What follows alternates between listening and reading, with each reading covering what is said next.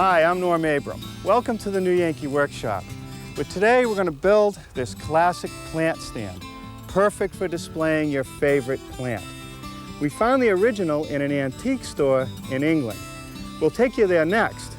Then I'll show you how to build one of these for your own home right here in the new Yankee workshop. The new Yankee workshop features the craftsmanship of Norm Abram.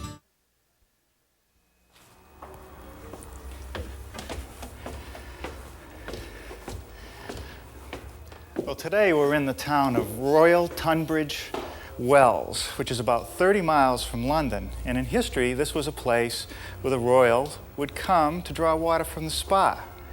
We're in a shop known as Upcountry, and it's packed full of antiques, both English and continental.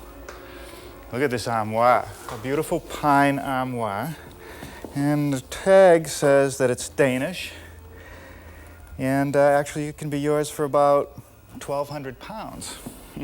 But I know they'll negotiate. And over here, it's a nice farmhouse type of table. This is French, a scrubbed pine. You can still feel the wear of the top. This can be yours for also 1,200 pounds. And if you like, you can even pick up the china. Now, this is an interesting piece. There's a little wooden latch, which allows a pair of the legs to swing around so that the top can flip down. It makes it very portable. And what it's for is wine tasting. You could take the table from vineyard to vineyard, set it up very quickly, and try out the wine. Oh, and look at this. All over Britain, I've been looking at pieces with these wormholes. Now, they tell me that the worms are not active, but that the wormholes add a lot of value to the piece. I also think it kind of adds a lot of character. Now, what I brought you to see is over here in the corner. It's just a tall plant stand. It has very delicately tapered legs, an intermediate shelf to hold it all together, and actually put another plant right here. The rails are just thin pine that sit in mortises, and then, of course, a pine top, place to put your favorite Boston fern. What I like about it is that it's very simple, yet it's elegant, and I think it's going to be pretty easy to build. So maybe we'll do a couple.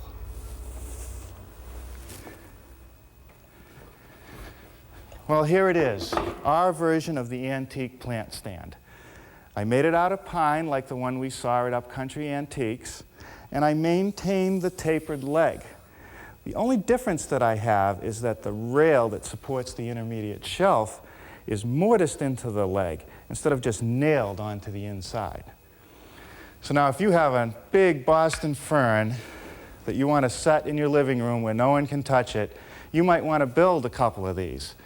And we will have a measured drawing and a materials list, which you'll hear more about before the program ends. Now, before we get started today, I want to talk about shop safety. Be sure to read, follow, and understand all the safety rules that come with your power tools. Knowing how to use your power tools properly will greatly reduce the risk of personal injury. And remember this, there is no more important safety rule than to wear these safety glasses. Now, to start our project today, I want to take this slab of what's called sugar pine that I picked up at my wood outlet and make some leg blanks.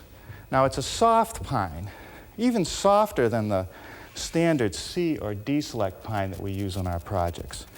But it has a very fine grain. It doesn't have this coarse texture. It's very fine and straight, which makes it a good choice for a thin, tapered leg.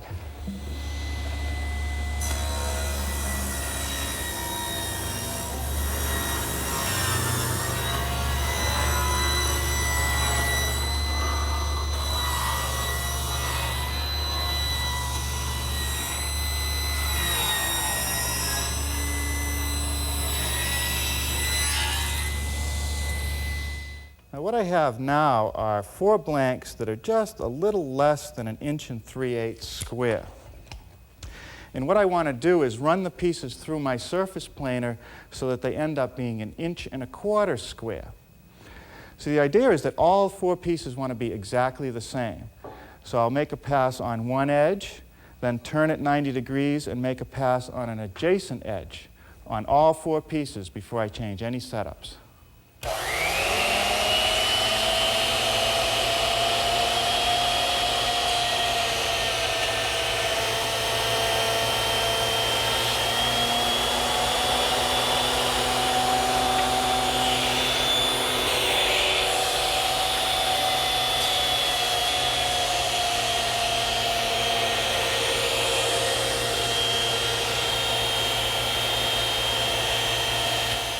On the first pass, I removed about 1/16 of an inch. And because this wood is so soft, I'm now going to be able to take it right to 1 1/4 inches and run the other 2 sides.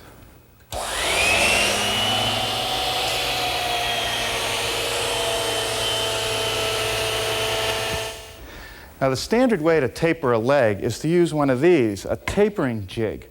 This is a homemade version.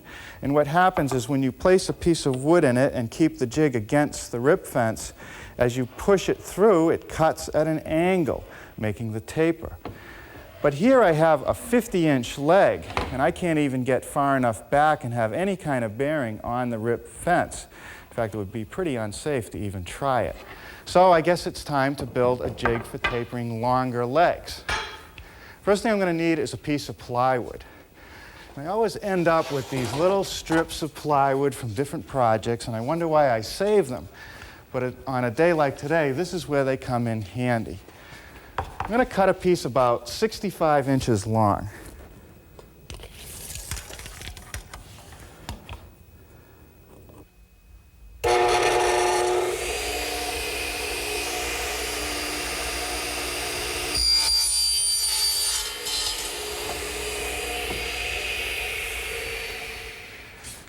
Now this board needs to be about 4 inches wide.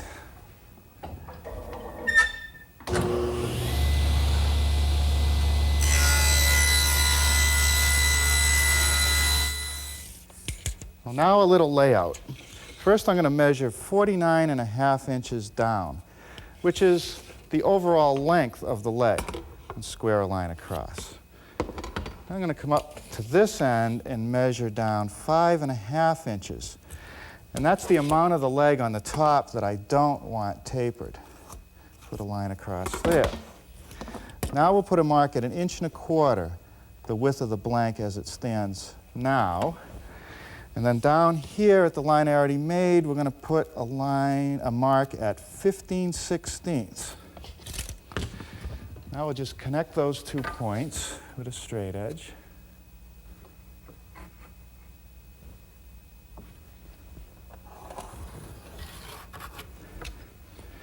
And take this scrap of plywood and fasten it right along the line.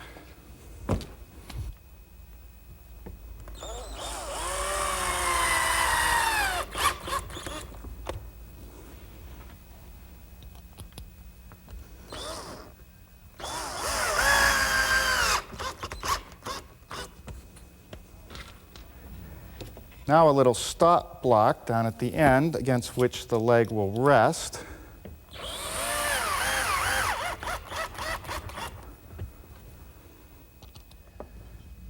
This little scrap of pine is really just a guard to keep the operator's fingers clear of the blade.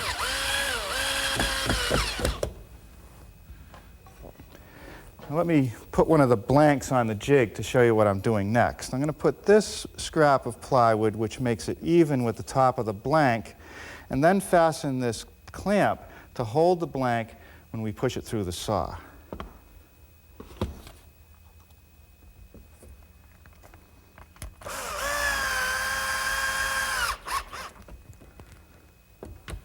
Now to secure the top and bottom of the blank, especially ones that might have a little bit of a curve to them, I'm driving a 4-penny finish nail at the bottom, and I'm just going to snip it off so a little sticks out and acts like a little point. And up at the top, I'm just going to put a little screw through, and the point that protrudes through the top will hold the blank.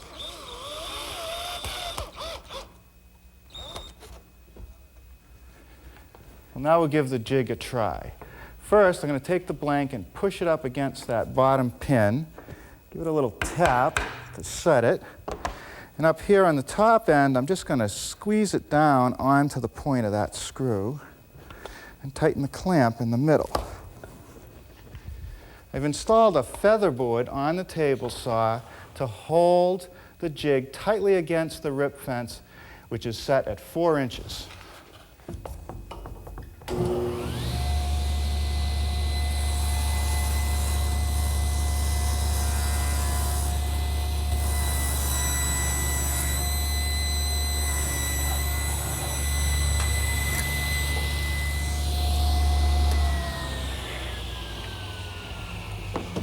Okay, now I'm going to take the blank, turn it 90 degrees, reset it in the jig, and cut the adjacent side.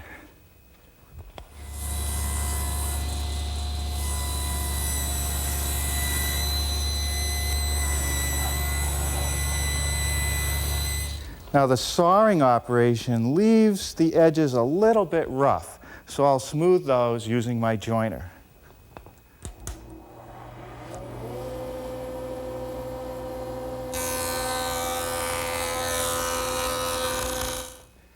Well, now it's time to cut the legs to their final length. And if you look at the prototype, you notice that the leg flares out in this direction when you look at it from that side. And when you look at it from this side, it also flares out.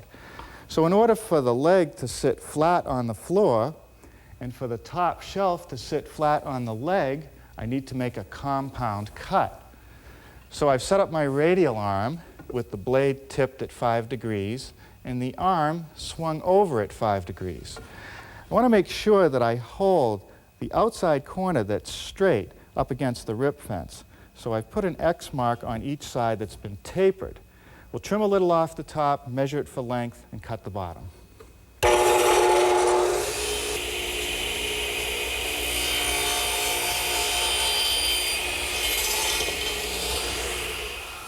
The final length of my leg is 49.5 inches.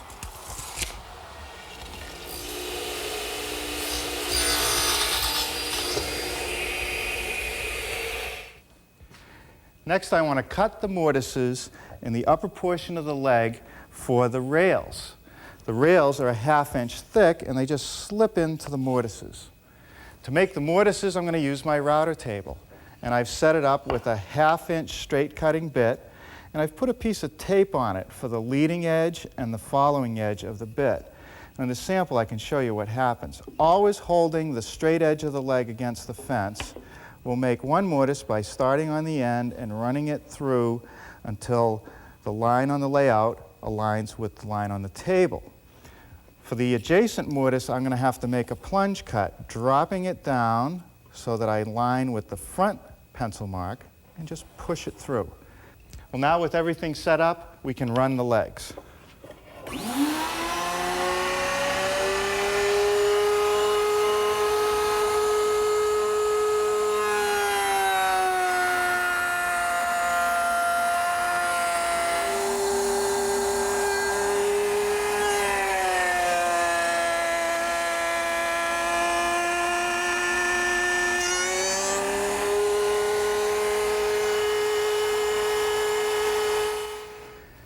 The next step is to make the mortises for these intermediate rails.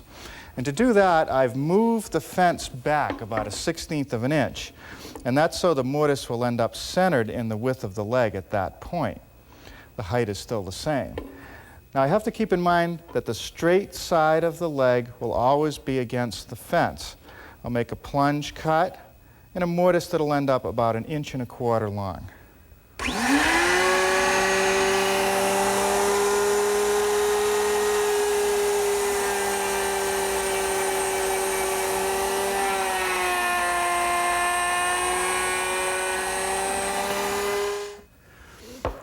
Now using a sharp chisel, I'm going to square up the bottom edge of all the mortises.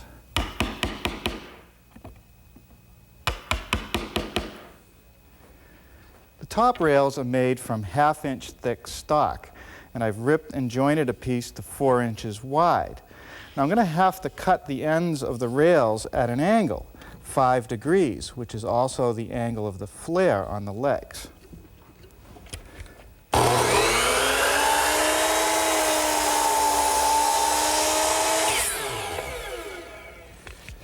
Now the length of the rail measured at the shortest point, which is across the top, is 5 3/4 strong.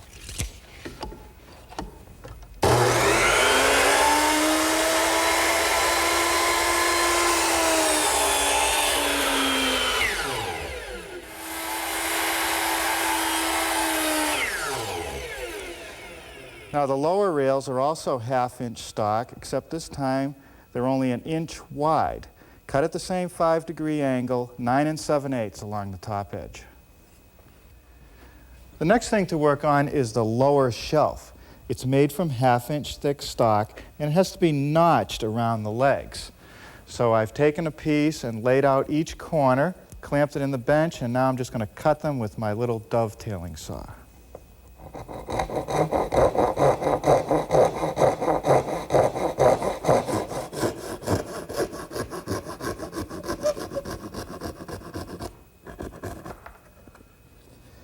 Well, now we can begin to assemble it.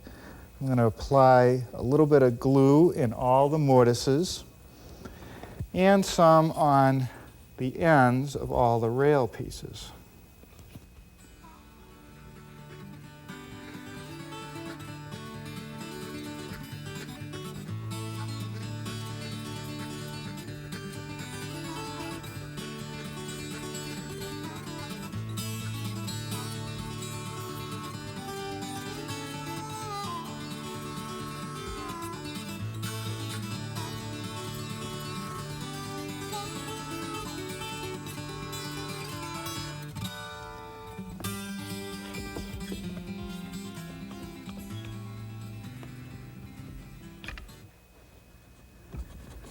Now with any glue that's squeezed out, removed, I'm going to pin each of the joints with a 1-inch brad.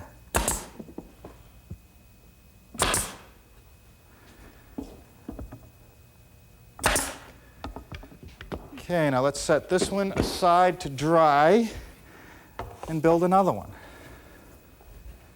Now before I can attach the two subframes together, I'm going to have to clean this mortise out a little bit now, because the rail sticks in on the corner. So I'll clean that up with my utility knife and my chisel. With two frames pre-assembled and those mortises cleaned out, I can now start to put the entire piece together.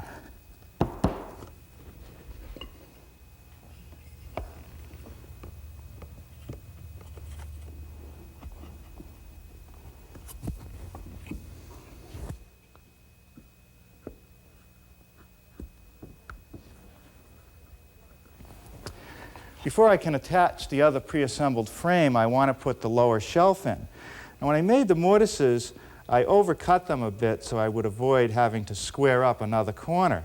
And it really doesn't matter because the shelf is going to cover it.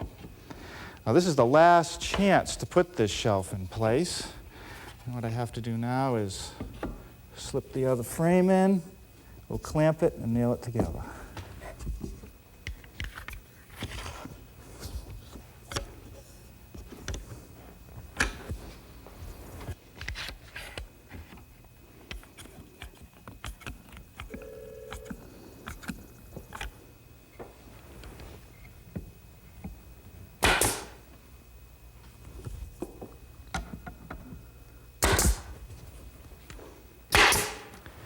All right, now to secure the shelf, I've just put one nail in each side, no glue. That way it can expand and contract a bit if it has to. And with that, I think we'll set it aside to dry and come back to it tomorrow to finish it up.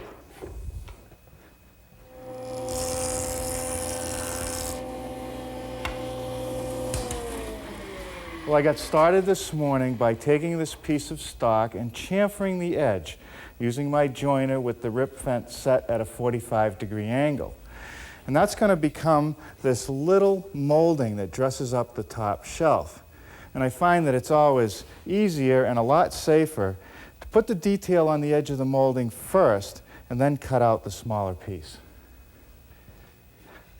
It'll take 2 rip cuts to get the final piece of molding. The first one will be for the molding's thickness.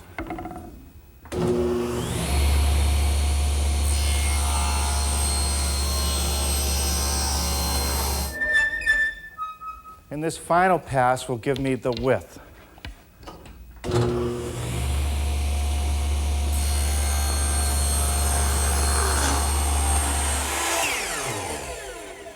I've set my miter box at a 45-degree angle to cut all the pieces, and they'll be attached in place with some 1-inch brads.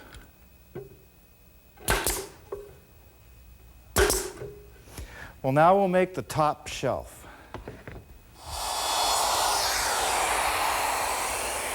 To ease the edges on my top shelf, I'm using my router, which I've equipped with a 1/4-inch rounding over bit, but I've only exposed a little bit of it below the table.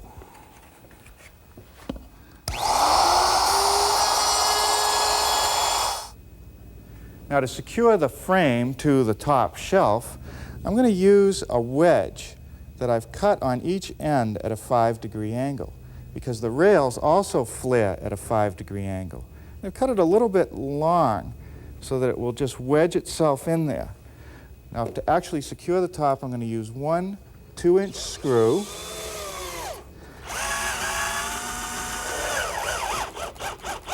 Right in the middle. You know, what that does is secures the top shelf firmly to the base, yet it can still expand and contract with changes in moisture.